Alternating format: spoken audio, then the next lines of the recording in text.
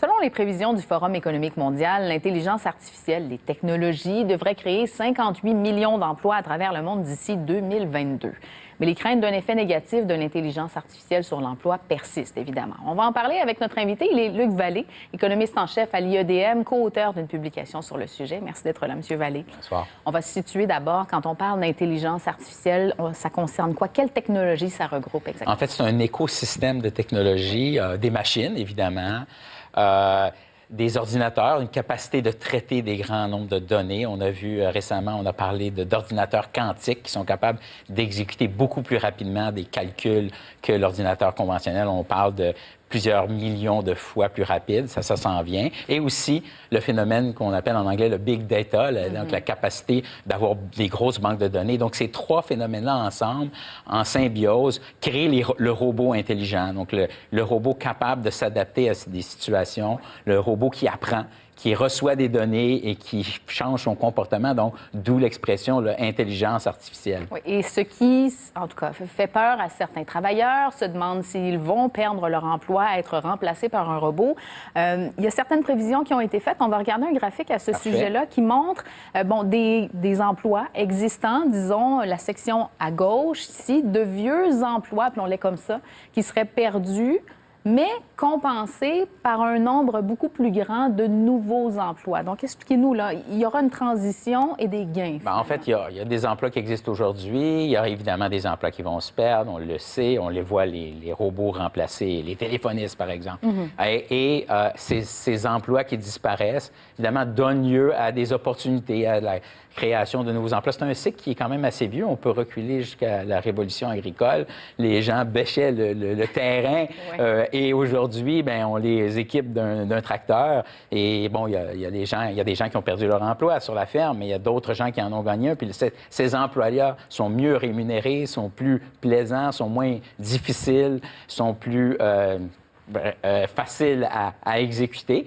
Par contre, il y en a certains qui demandent des connaissances plus grandes. Donc, il faut vraiment penser en termes de croissance des connaissances dans un monde en évolution constante. Oui, c'est ça. Vous mentionnez dans votre étude, en fait, que ce sont des travailleurs aux deux extrêmes de l'échelle d'emploi. Donc, les très qualifiés, les moins qualifiés qui vont profiter de ce virage-là. Pourquoi? Bien, évidemment, les plus qualifiés, on va avoir une grande demande pour eux. On développe des technologies qui demandent beaucoup de connaissances. Donc, ces gens-là vont être en très grande demande. Leur salaire va augmenter. La demande pour ces gens-là va probablement jamais cesser. Les gens au bas de l'échelle qui ont peu de qualifications vont pouvoir travailler en symbiose avec les machines. Donc, ces gens-là qui ont peu de connaissances, par exemple, prenons le fermier qui devient chauffeur de tracteur, c'est pas très long d'apprendre à comment conduire le tracteur et puis de faire un gain de productivité énorme et puis de pouvoir encaisser un salaire beaucoup plus élevé tout en travaillant moins fort. Oui. Donc, mais les gens au milieu Qu'est-ce qui arrive avec ceux qui sont au centre? Alors, c'est ces gens-là qui sont préoccupés, qui disent, moi, j'ai appris une connaissance, j'ai développé un talent, et ce talent-là risque de ne plus être nécessaire. La machine va le faire à ma place. Et je pense qu'il faut être conscient que ces gens-là vont probablement bénéficier moins de cette... Exactement. Puis il y a des solutions à ça. Bon, dans l'ensemble, donc, les prévisions disent qu'on gagnera plus qu'on y perd, mais il n'y aura pas des emplois qui vont se déplacer aussi, par exemple, des gains dans certains pays, des pertes dans d'autres. On se positionne comment, là, au Québec, au Canada? En fait, je pense que ce qui est intéressant, c'est que dans le passé, on a eu ce qu'on appelle le offshoring. Les gens allaient à l'étranger pour pouvoir bénéficier de main-d'œuvre qui était moins cher. Par exemple, on avait peut-être 200 employés dans une usine ici, puis on se disait, même si ça va en prendre 1000 en Chine, comme les salaires sont 40 fois moins élevés, on va déplacer l'usine en Chine, on va produire en Chine. Maintenant, le phénomène inverse est en train de se reproduire avec... On va rapatrier les emplois, puisque maintenant, cette usine qui marchait avec 200 emplois il y a peut-être 20 ans, peut fonctionner avec 20 emplois de travailleurs qualifiés. Donc, évidemment, les gens qui travaillaient dans l'usine il y a 20 ans ne vont pas récupérer leur job, mais il y aura des jobs à valeur ajoutée.